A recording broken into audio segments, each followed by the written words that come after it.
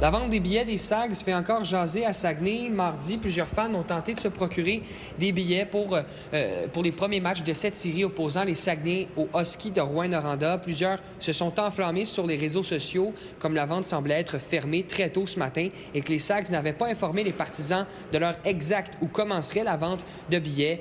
L'organisation est maintenant pointée du doigt pour cette stratégie de vente de billets. J'aurais aimé avoir les heures parce qu'on se serait préparé en fonction. Moi, je voulais y aller. Fait que moi, j'ai commencé vers 9 h puis il était déjà trop tard. Est-ce que vous connaissez des gens qui sont pas nécessairement détenteurs de billets de saison, qui ont essayé puis ça a été plus compliqué? Oui, ma fille a essayé d'en avoir depuis le matin. Oui, depuis le matin, oui. Il restait juste des billets debout. Les gens qui disent qu'on manque de respect, parce que j'ai entendu ça à quelques reprises ce matin, on manque pas de respect. Au contraire, nous sommes vraiment à voir comment faire le mieux possible dans les circonstances, et c'est exactement ce qu'on fait présentement. Tout événement, que ce soit des spectacles rock, que ce soit des spectacles au niveau musique, des événements du Canadien dans les séries présentement, il y a des temps records de vente. Donc, c'est sûr que c'est tout le monde, c'est pas tout le monde qui peut avoir des billets.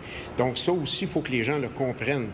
Mais comme on a expliqué après la première ronde, où il y avait eu 2 journées où la billetterie n'avait pas été capable de suffire à la demande quand on avait donné une heure exacte, précisément, on a décidé, dans la série contre les Remparts en 2e ronde, de ne plus donner d'heure précise, ce qui a été merveilleux comme vente. Je fais juste une comparaison. En 2017, on était avec la billetterie Ovation, qui était ici pour les séries en demi-finale contre St. John's. Et ça a pris 17 minutes vendre des billets pour la 3e ronde. Fait que les gens qui disent qu'ils ont moins de chance présentement, c'est le contraire. Ce matin, la bande, ça a pris 1h20 minutes. On doit composer avec le système présentement qui ne peut suffire à une demande exorbitante de 10 000, 12 000 ou 13 15 000 personnes en même temps. Donc, pour protéger les amateurs, pour protéger les employés des Sags qui, à un certain moment donné, comme la semaine numéro 1, où on a dû en série faire des lignes d'attente ici puis tout ça, ça a sollicité un travail colossal pour tout le monde. On l'a bien fait, mais on ne veut pas faire ça une 2e puis une 3e fois. Les Sags ont d'ailleurs annoncé que les rencontres à l'étranger du 28 et 29 avril prochain seront diffusées au centre Georges Vézina sur l'écran géant, une offre complètement gratuite en mode admission générale. À Saguenay, Étienne Ouellette pour Nouveau Info. Vous l'avez sûrement remarqué, mais la ville de Saguenay développe depuis quelques mois déjà son volet communicatif via les réseaux sociaux. On parle de capsules web, mais également d'une diffusion via Facebook du balado Saguenay on jase. Pour en parler, nous recevons aujourd'hui le maire de la ville de Saguenay, Luc Boivin. Bonjour, Luc. Bonjour. Donc, d'abord, comment et pourquoi est-ce que vous avez décidé de lancer ce balado? Écoute, c'est important pour moi de bien communiquer. Je l'ai dit, être transparent avec les citoyens, que les gens comprennent. On reprend, par exemple, le données conseil de ville. On va revenir sur les éléments d'intérêt. On va produire des documents pour expliquer, vulgariser les concepts qui intéressent les gens sur la vie municipale. Puis dans le cas de notre podcast, c'est d'aller chercher des points d'intérêt où on va discuter pendant une vingtaine de minutes de ce qui se passe. On en a fait une avec, entre autres, les travaux publics. On parle comment l'abrasif s'oppose, l'action du sel au niveau du dégivrage des routes.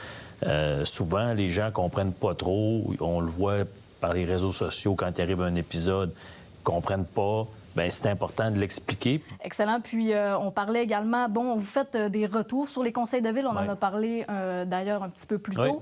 Ce que je trouve intéressant là-dedans, c'est en quoi, en fait, ça aide le citoyen à peut-être mieux digérer, l'information qui est divulguée lors de ces séances-là. Oui, bien, en fait, ça se passe vite. On le voit, les débats se tiennent en plénière.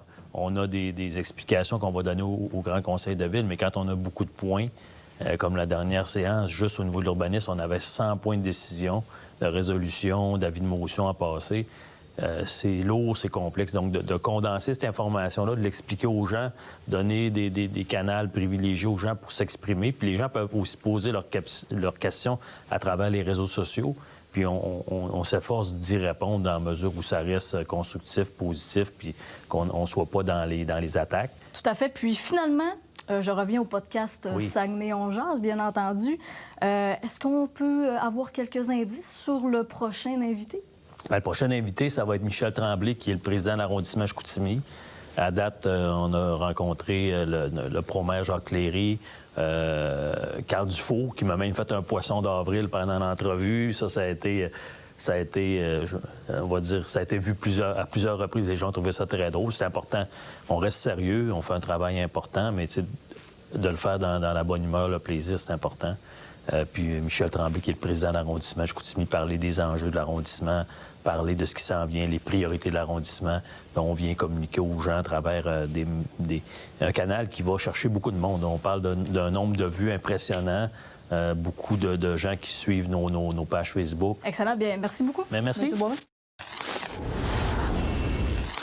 Le Saguenay-Lac-Saint-Jean est la deuxième région au Québec qui fait le plus grand nombre de dons d'organes et de tissus.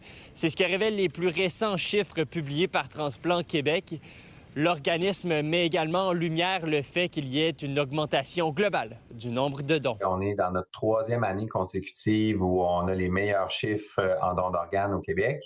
Alors, on se situe depuis 3 ans autour de 200 donneurs par année. Ce qu'on remarque, c'est qu'au Saguenay, depuis 3 ans, vous améliorez, puis les gens à l'hôpital sont de mieux en mieux outillés pour identifier les donneurs potentiels. Parce qu'une fois que le professionnel, le médecin ou l'inalo, l'infirmière, identifie un donneur potentiel, il y aura une approche qui va être faite pour le don d'organes, soit à la famille ou aux proches du donneur. Mais le point de départ de tout ça, c'est d'identifier. En cette semaine du don d'organes et de tissus, je suis allé à la rencontre de personnes qui ont reçu et donné des organes ou des tissus.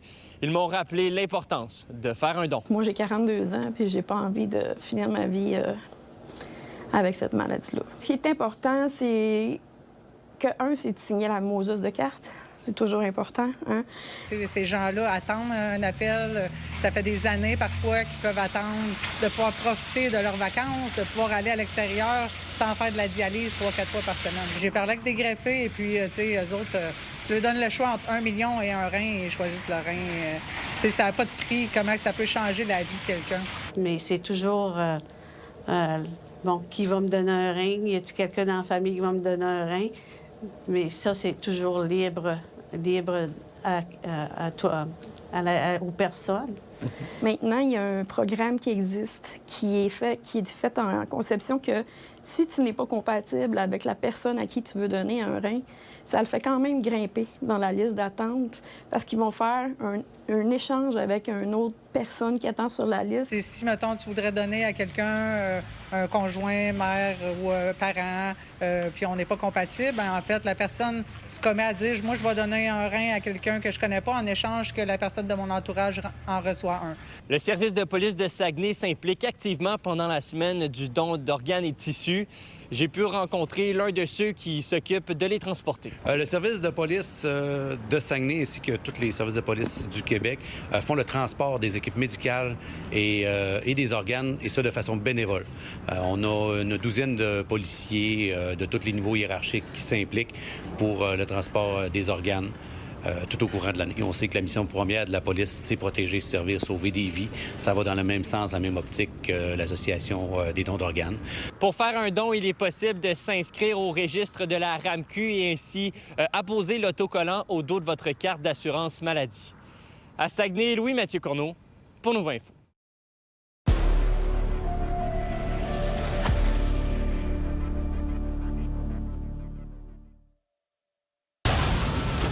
Le monde est en crise. Les guerres et les conflits se multiplient. Le champ des règles est un champ de ruines. Pour nous protéger, est-ce que le Canada doit développer l'arme nucléaire?